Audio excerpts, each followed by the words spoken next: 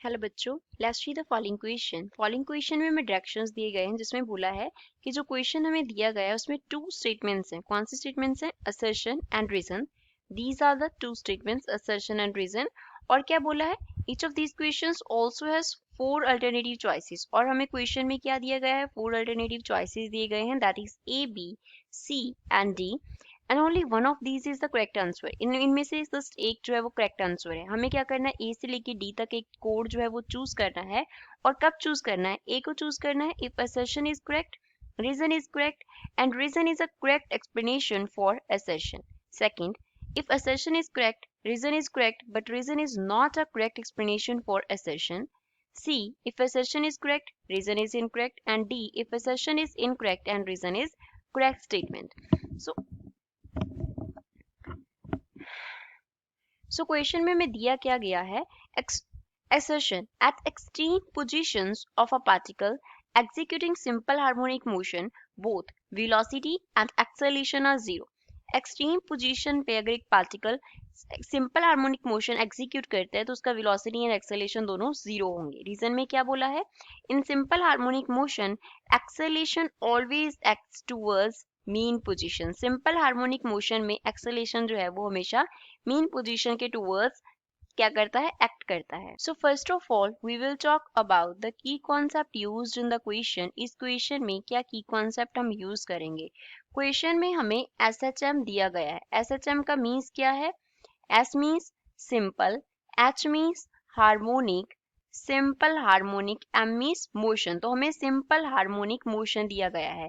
Simple harmonic motion में acceleration का जो रिलेशन है, एक्सेलेरेशन दैट इज, अगर हम उसको ए से डिनोट करें तो वो होता है माइनस ओमेगा स्क्वायर एक्स। ये हम इसमें फर्स्ट कॉन्सेप्ट अप्लाई करेंगे।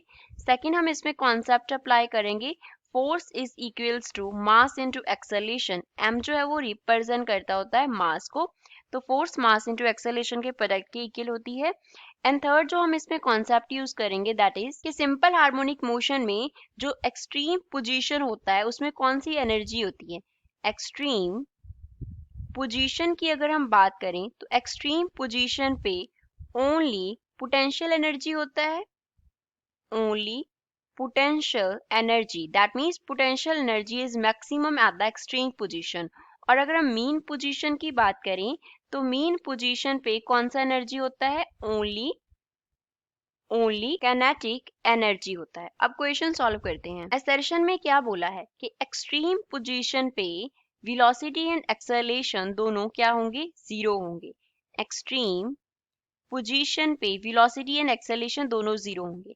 एक्सट्रीम पोजीशन पे जो काइनेटिक एनर्जी है वो क्या हो जाता है? जीरो हो जाता है। की ई here represents kinetic energy, kinetic energy. तो एक्सट्रीम पोजीशन पे काइनेटिक एनर्जी कितना है? जीरो। काइनेटिक एनर्जी के लिए फॉर्मूला क्या होता है? 1/2 m इंटू वी स्क्वायर। किसके इक्वल हो गया? जीरो के इक्वल हो गया।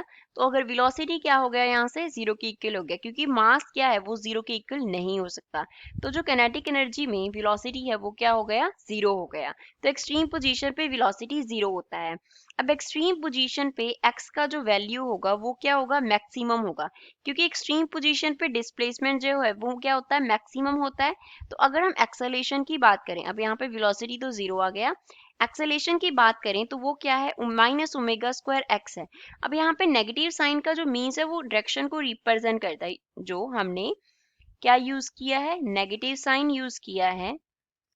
नेगेटिव साइन वो एक्सेलेरेशन का क्या देता है? हमें डायरेक्शन देता है। और अगर हम मैग्नीट्यूड में बात करें तो मैग्नीट्यूड में एक्सेलेरेशन जो है वो किसके इक्वल है? ओमेगा स्क्वायर एक्स के इक्वल है। अब यहाँ पे ओमेगा स्क्वायर जो है उसको कांस्टेंट रखा तो एक्स जो है वो मैक्सिमम होगा, तो एक्सेलेरेशन क्या होगा? मैक्सिमम होगा। दैट मीन्स एक्सट्रीम पोजीशन पे एक्सेलेरेशन ए का जो वैल्यू है वो क्या आता है?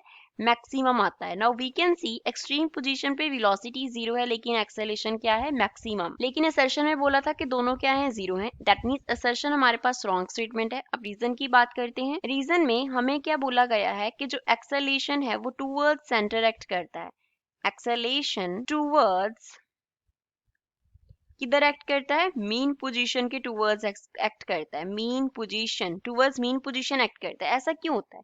अब एक्सेलेरेशन का रिलेशन अगर हम देखें तो हमने लिखा acceleration is equals to minus omega square X, means X जो है डिस्प्लेसमेंट जो है उससे ऑपोजिट डायरेक्शन में एक्सेलेरेशन एक्ट करेगा, डिस्प्लेसमेंट के ऑपोजिट डायरेक्शन में क्या होगा, एक्सेलेरेशन ए होगा, डिस्प्लेसमेंट के ऑपोजिट डायरेक्शन में एक्सेलेरेशन रहेगा। तो डिस्प्लेसमेंट जो है वो away from the mean position होगा। डिस्प्लेसमेंट कैसे होगा, पार्टिकल का अगर यहाँ पे हम मीन पोजीशन रिप्रेजेंट करें, मीन पोजीशन रिप्रेजेंट करें तो वो किस तरफ जाएगा, इस तरफ जाएगा, लेकिन उस पे पार्टिकल पे रीस्टोरिंग फोर्स इस तरफ एक्ट करेगा। क्या एक्ट करेगा, रीस्टोरिंग फोर्स। और रीस्टोरिंग फोर्स को सपोज हमने एफ से डिनोट किया, तो जो फोर्स होता है मास को अगर हम कांस्टेंट देखते हैं तो फोर्स जो है वो डायरेक्टली प्रोपोर्शनल होता है एक्सेलेरेशन की, और वी कैन सी कि जो वहां पे एक्सेलेरेशन होगा वो डायरेक्टली प्रोपोर्शनल होगा किसके, फोर्स के।